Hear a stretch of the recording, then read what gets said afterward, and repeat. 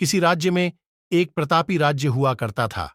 वो राजा रोज सुबह उठकर पूजा पाठ करता और गरीबों को दान देता।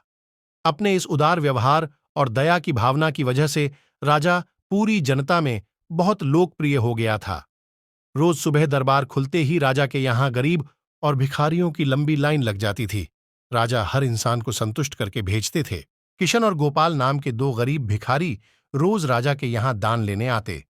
किशन और गोपाल राजा जब किशन को दान देता तो किशन राजा की बहुत वाहवाही करता और राजा को दुआएं देता। वहीं जब राजा गोपाल को दान देता तो वह हर बार एक ही बात बोलता, हे ईश्वर, तू बड़ा दयालु है, तूने मुझे इतना सब कुछ दिया। राजा को उसकी बात थोड़ी बुरी लगती। राजा सोचता कि दान मैं देता हूं और ये गुणगान उस ईश्वर का करता है। एक दिन राजकुमारी का जन्मदिन था। उस दिन राजा ने दिल खोलकर दान दिया। जब किशन और गोपाल का नंबर आया तो राजा ने पहले किशन को दान दिया और किशन राजा के गुणगान करने लगा। लेकिन राजा ने जैसे ही गोपाल को दान दिया, वो हाथ ऊपर उठा के बोला, हे ईश्वर, तू ही अन्नदाता है।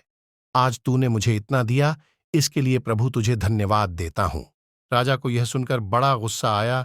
उसने कहा कि गोपाल, मैं रोज तुम्हें दान देता हूं, फिर तुम मेरे बजाय ईश्वर का गुणगान क्यों करते हो?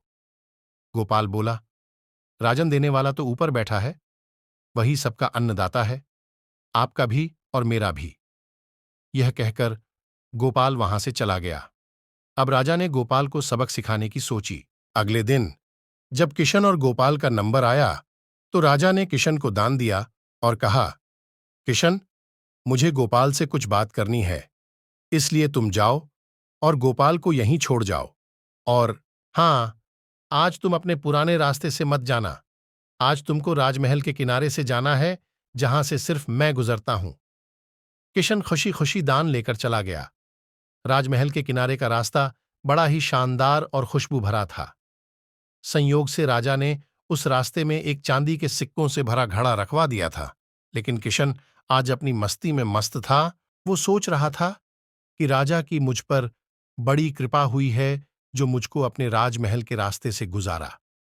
यहां से तो मैं अगर आंख बंद करके भी चलूं तो भी कोई परेशानी नहीं होगी। यही सोचकर किशन आंखें बंद करके रास्ते से गुजर गया। लेकिन उसकी नजर चांदी के सिक्कों से भरे घड़े पर नहीं पड़ी। थोड़ी देर बाद राजा ने गोपाल से कहा कि अब तुम जाओ, क्योंकि किशन अब जा चुका होगा, लेकिन तुमको भी उसी रास्ते से जाना है जिससे किशन गया है। गोपाल धीमे कदमों से ईश्वर का धन्यवाद करते हैं आगे बढ़ चला। अभी थोड़ी दूर ही गया होगा कि उसकी नजर चांदी के सिक्कों से भरे घड़े पर पड़ी। गोपाल घड़ा पाकर बड़ा खुश हुआ। उसने कहा, ईश्वर, तेरी मुझ पर बड़ी अनुकंपा है, तूने मुझे इतना धन दिया। और वो घड़ा लेकर घर चला गया। अगले दिन फिर से जब गोपाल और किशन का नंबर आया तो राजा को लगा कि किशन घड़ा ले जा चुका होगा, इसलिए उसने किशन से पूछा, क्यों किशन, कल का रास्ता कैसा रहा? राह में कुछ मिला या नहीं?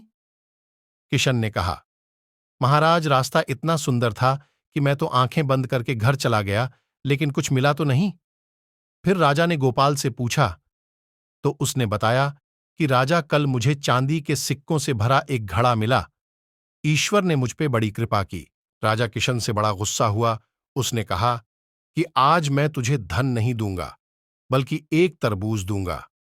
किशन बेचारा परेशान तो था, लेकिन कहता भी तो क्या। तरबूज लेकर चल पड़ा। उधर राजा ने को रोजाना की तरह कुछ धन दान में दिया। किशन ने सोचा कि इस तरबूज का मैं क्या करूंगा, और यही सोचकर वो अपना तरबूज एक फल वाले को बेच गया। अब जब गोपाल रास्ते से गुजारा, उसने सोचा कि घर कुछ खाने को तो है नहीं, क्यों ना बच्चों के लिए एक तरबूज ले लिया जाए। तो गोपाल फल बेचने वाले से वही तरबूज खरीद लाया जिसे किशन बेच गया था। अब जैसे ही घर आकर गोपाल ने उस तरबूज को काटा तो देखा उसके अंदर सोने के सिक्के भरे हुए थे। गोपाल ये देखकर बड़ा प्रसन्न हुआ और ईश्वर का धन्यवाद देते हुए बोला, हे ईश्वर, आज तूने मेरी गरीबी दूर कर दी। तू बड़ा दयालु है, सबका अन्नदाता है। अगले दिन जब राजा दान दे रहा था तो उसने देखा कि केवल अकेला किशन ही आया है। गोपाल नहीं आया। उसने किशन से पूछा तो किशन ने बताया कि कल भगवान की कृपा से गोपाल को एक तरबूज मिला जिसके अंदर सोने के सिक्के भरे हुए थे। वह गोपाल तो अब संपन्न इंसान हो चुका है। किशन की बात सुनकर राजा ने भी अपने हाथ आसमान की ओर उठाए और बोला, हे ईश्वर, वाकई तू ही अन्नदाता है।